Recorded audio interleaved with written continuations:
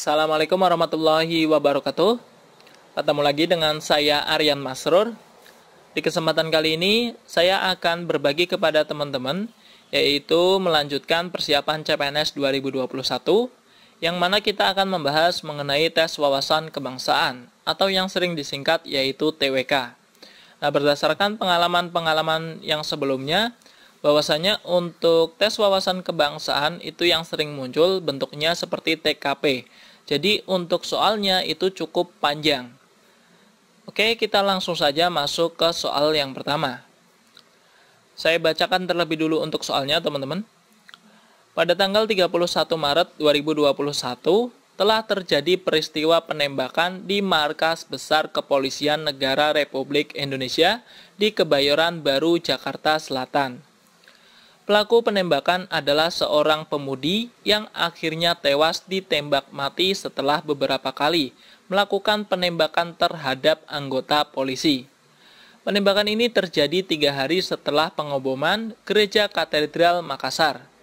Dalam konteks kehidupan berbangsa dan bernegara, peristiwa penembakan ini tidak sesuai dengan Pancasila sila ke.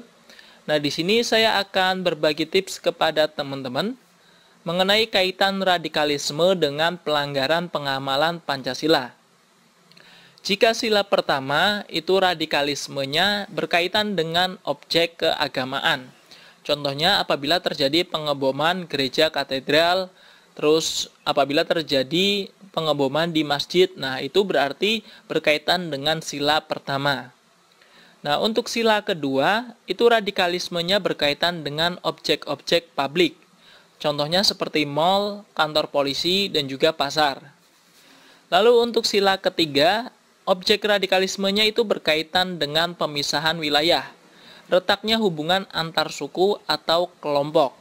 Contohnya seperti di Papua. Lalu untuk sila keempat, objek radikalisme berkaitan dengan tidak adanya kesepakatan yang menguntungkan kedua belah pihak. Lalu untuk sila kelima, objek radikalisme berkaitan dengan adanya perasaan tidak adil antar kelompok masyarakat. Nah, jadi untuk soal yang ini karena peristiwa penembakan di Markas Besar Kepolisian, ini artinya adalah objek-objek publik. Berarti sesuai dengan tips yang saya berikan tadi, ini merupakan sila kedua. Jadi untuk soal ini jawabannya adalah yang D, teman-teman, yaitu sila kedua. Oke, sebelum kita masuk ke soal selanjutnya, di sini saya ingin memperkenalkan kepada teman-teman, yaitu sebuah lembaga pelatihan CPNS dan juga P3K yang sangat cocok untuk teman-teman para pejuang CPNS dan juga P3K. Yang mana kelas pelatihan ini itu memiliki beberapa keunggulan. Keunggulan yang pertama adalah sudah berpengalaman sejak tahun 2012. Lalu keunggulan yang kedua adalah telah meloloskan ribuan peserta SKD CPNS dan sekolah kedinasan. Lalu keunggulan yang ketiga, untuk soal itu selalu diupdate dan materinya juga rutin. Dan untuk keunggulan yang keempat adalah untuk jadwal belajar itu disertai dengan target. Lalu yang kelima, untuk grup belajar intensif itu berupa WhatsApp group. Jadi ini sangatlah cocok bagi para pejuang CPNS dan juga P3K. Nah, bukan hanya itu saja. Untuk kelas pelatihan online ini, itu sedang ada promo kemerdekaan, yang mana teman-teman bisa memilih, yaitu paket merah putih ataupun paket merdeka. Nah, teman-teman yang ingin membeli paket merah putih hanya dengan biaya Rp125.000, kalian sudah bisa menikmati paket lengkap, yaitu berupa TWK, TIU, serta TKP. Nah, atau teman-teman juga bisa membeli yaitu paket merdeka. Dengan biaya Rp250.000, kalian juga akan free buku modul seharga Rp160.000.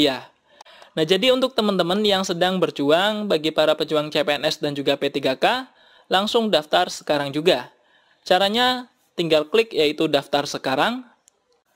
Atau selain teman-teman klik daftar sekarang, kalian juga bisa langsung kliknya di kolom deskripsi. Nanti kalian langsung akan diarahkan ke sini. Nah, untuk alur pendaftarannya itu teman-teman tinggal ikuti sesuai yang ada di sini.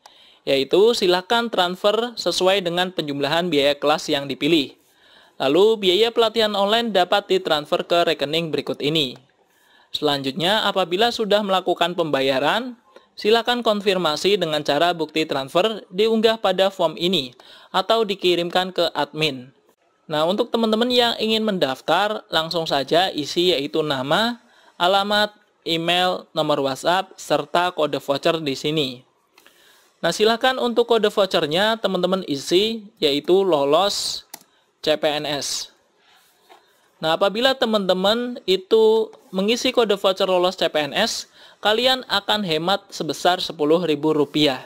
Jadi teman-teman itu tidak membayar dengan harga Rp125.000, tapi kalian hanya membayar Rp115.000. Kalian sudah bisa mengikuti kelas paket merah putih SKD lengkap berupa TWK, TIU, serta TKP. Selanjutnya, teman-teman tinggal kirim yaitu bukti pembayaran di sini. Dan selanjutnya teman-teman tinggal pilih daftar. Jadi tunggu apa lagi, daftar sekarang juga. Dan jangan lupa isi untuk kode vouchernya yaitu lolos CPNS. Untuk mendapatkan potongan harga yaitu sebesar Rp10.000. Oke, next kita masuk ke soal selanjutnya. Setiap orang yang dengan sengaja menggunakan kekerasan atau ancaman kekerasan yang menimbulkan suasana teror atau rasa takut terhadap orang secara meluas, menimbulkan korban yang bersifat massal dengan cara merampas kemerdekaan atau hilangnya nyawa dan harta benda orang lain, atau mengakibatkan kerusakan atau kehancuran terhadap objek vital yang strategis, lingkungan hidup atau fasilitas publik atau fasilitas internasional, dipidana dengan pidana penjara paling singkat 5 tahun dan paling lama 20 tahun. Pidana penjara seumur hidup atau pidana mati merupakan pengertian terorisme menurut. Oke teman-teman, silahkan jawab untuk soal ini. Jika sudah, mari kita melakukan pembahasan bersama. Pengertian ini itu tercantum dalam pasal 6 Undang-Undang Nomor 5 Tahun 2018 sebagai perubahan dari pasal 6 Undang-Undang Nomor 15 Tahun 2003. Nah, untuk perbedaan antara pasal 6 Undang-Undang Nomor 15 Tahun 2003 dengan pasal 6 Undang-Undang Nomor 5 Tahun 2018, apabila pasal 6 Undang-Undang Nomor 15 Tahun 2003 itu tidak dicantumkan untuk hukumannya. Jadi untuk hukuman yaitu pidana penjara paling singkat 5 tahun dan paling lama 20 tahun, pidana seumur hidup atau pidana mati itu tidak disebutkan dalam pasal 6 Undang-Undang Nomor 15 Tahun 2003. Sedangkan untuk pasal 6 Undang-Undang Nomor 5 Tahun 2018 itu diberikan tambahan, yakni hukumannya itu disebutkan di sini. Jadi untuk soal ini jawabannya adalah yang D teman-teman, yaitu pasal 6 Undang-Undang Nomor 5 Tahun 2018.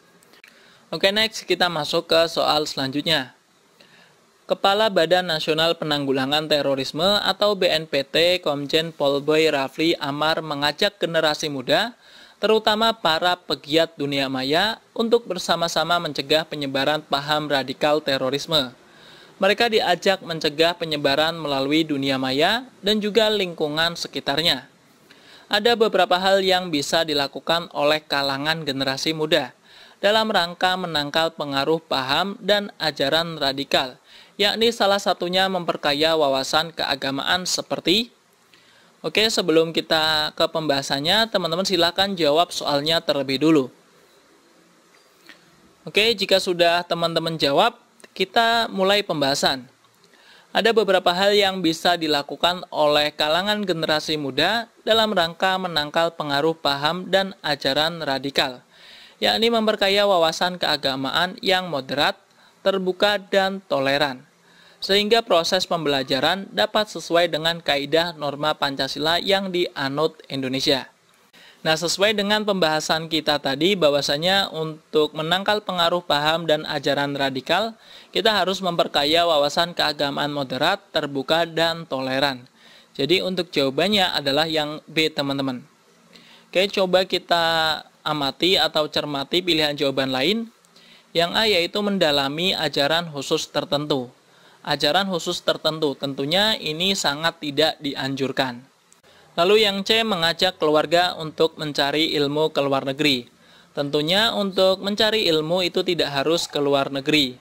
Karena apabila kita mencari ilmu ke luar negeri, apabila kita tidak bisa menyaring informasi, maka tentunya hal tersebut bisa menjadikan paham radikal terorisme.